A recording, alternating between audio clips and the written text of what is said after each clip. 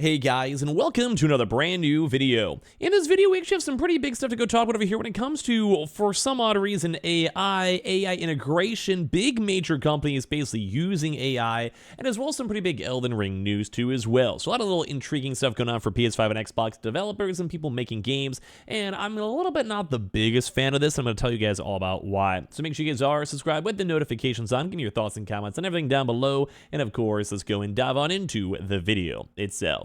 So as you guys probably have seen or heard or even saw on like Twitter, Reddit, just general talks, AI has been the big talk of the town these past few weeks, past few months, past maybe like year or so. And as of right this second, in terms of crypto, in terms of gaming, in terms of creative, when it comes to images, movies, whatever it might be, AI really is the talk of the town.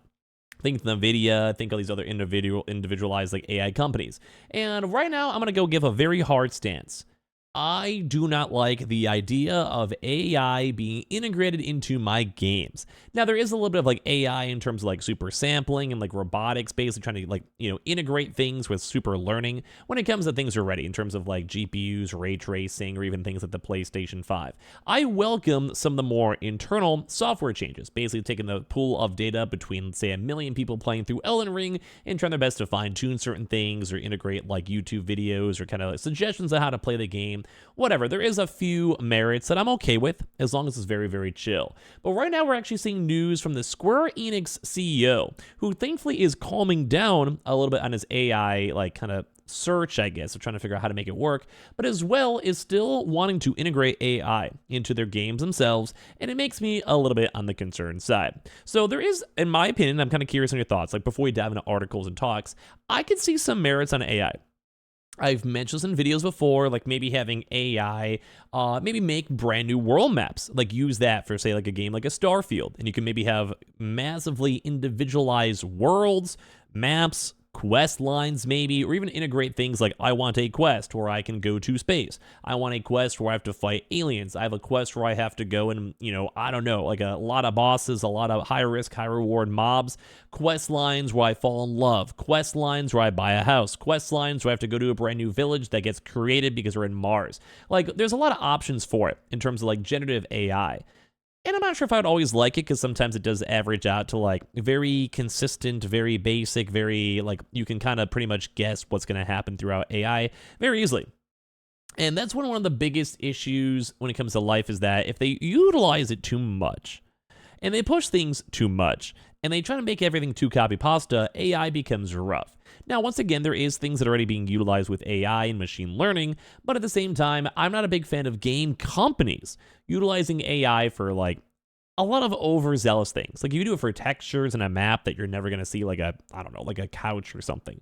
Sure. Or like grass. Sure. But I don't want to have like AI writing games. I don't want AI like basically making characters. I don't want AI just basically copy and pasting with the same person's face over and over again. Like there's always levels to it. Because some of it is already integrated in games. Same thing with like movies and TV shows. I don't want AI writing TV show plots because some TV show plots are very basic as is. And this is where things get a bit both concerning and good, where Square Enix CEO switches to now a more cautious approach to using generative AI when it comes to their games. Now, Square Enix has been a little bit of a wishy-washy company. Final Fantasy 7 and 16 were both phenomenal games, very well made, but also some other games such as Forspoken, if I had to go and say, did it kind of seem like an AI wrote it, made the 3D models and everything else in between help with the marketing. Now, that's not true. That's just me hating on the game because it wasn't a bad game per se, but it wasn't the best game out there.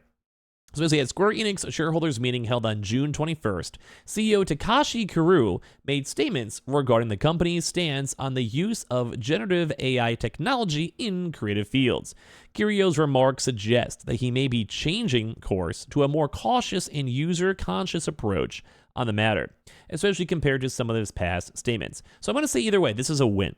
This is good. This is a win. Like, we do not want to have things 100% reliant on AI. And if you guys ever use things like ChatGPT or even things like Bing or Google's AI for their search engines, there's a lot of issues, a lot of mistakes, a lot of practice and things that AI has to get better on. And I don't really think AI is a end-all be-all for companies, for gaming, everything. I don't think it's an end-all be-all situation. I enjoy the fact that they can maybe use some things, so like machine learning, to make things more optimized or make software more optimized, whatever. In my mind, that's smart. You should do that.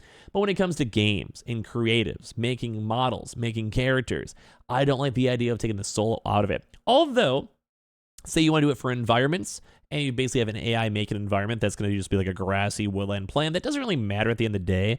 I'm kind of okay with that a little bit, but I don't want to give them too much wiggle room, or something too when it comes to like I said, like making bricks on a building, making a chair. Like I can kind of get, like I can understand if it cut down and costs a lot, sure. But at the same time, I want to make sure it's not also stealing from other people. I want to make sure it's not stealing from other artists.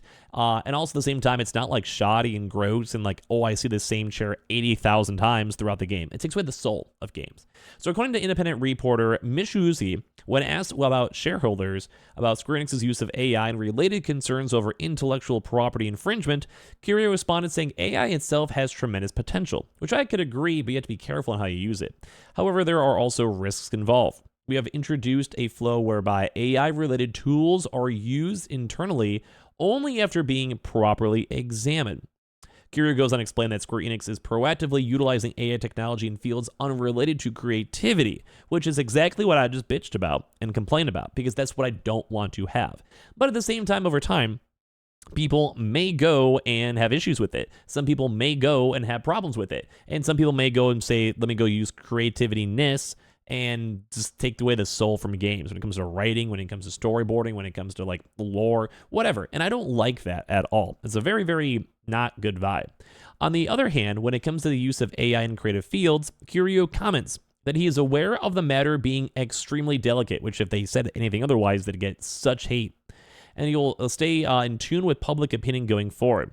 While these statements do leave room for interpretation and are far from an explicit yes or no, they are thankfully at least a somewhat win. But I still think AI can be rooting games, and I do think people who have to utilize AI to a point may cut down on costs, but it takes away a lot of the soul from video games on the creative side.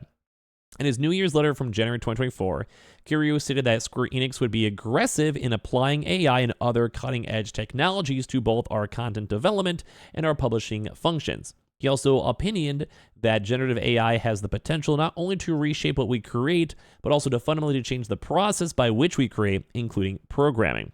And I'm not anti-AI. Like, I invest in some AI stocks. I understand it. I get it. But one of the bigger issues on this is that, like, it's just opening up Pandora's box. Now, I'm very cautiously optimistic to see, because there is potential benefits for AI. And once again, I don't mind it for like software-wise. Like, you make your PS5 run better, make your PS6 run better, make your Xbox run better, make your PC run better. Maybe fine-tune optimizations. Like, I can understand that there is benefits with it if you can make it work. But I really don't like the idea of people just want to outsource AI, because some games are so like, think about a lot of Ubisoft games or some EA games. They're very lazy, very shoddy, very copy-paste, and sometimes they're already mediocre as is. And then let's go and say an Ubisoft employee is like, hey, we can make even more money by switching everything to AI.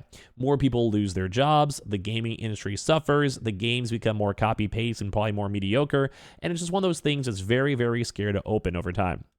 I was saying, in contrast, the CEO's latest words suggest an outlook that is more concerned about not making the wrong decisions and upsetting audiences with generative AI, which is smart. Don't upset people, don't upset gamers. Square Enix's Foam Stars, which released in February this year, received significant backlash for basically using AI for some of its assets, and people didn't like it, rightfully so. So yeah, basically Square Enix saw a huge profit decline. And at the same time, like, they might have to change some of their policies, but if they have to go to AI, I think the profits are going to just keep on going down, and this is not cool. So I want to hear your thoughts on this one. Like, do you guys care? Do you only care about the end game quality? Do you care about how we get there? I'm one of those people where I don't like the end game quality. Even if it turns out okay, I don't want it to keep on like getting worse and worse and worse and more lazy and shoddy over time, and then people still expecting $70 for a lot of AI games, at least in my opinion. Well, that's what else do. We had some pretty interesting stuff when it comes to Elden Ring DLC. I did play a lot on Twitch. You just want to follow down below. But I love it. Like, I killed the very first lion as well, and I also had a few of the other various characters out there. And obviously, a lot of people keep on saying, go level up your Scadutree Blessing, because a lot of people keep on saying how hard it is. I think once I kind of get back in the groove of Elden Ring, and I remember the game is meant to be hard, even though I'm only like level 3 in the Blessings, and I'm still taking out bosses. So I think it's been really nice. And I don't think they should tone down the difficulty. This might be a topic for another video, but it is kind of nice to go and see that Elden Ring is standing true, and basically just telling players to get good and go from there. So we might have another video on that topic later on tonight, so be on the lookout for that. But I appreciate y'all very much for watching. We have the Twitter and Twitch stream down below if you want to follow. Give me your thoughts on all the AI topics down below, and I appreciate y'all very much for watching in the first place.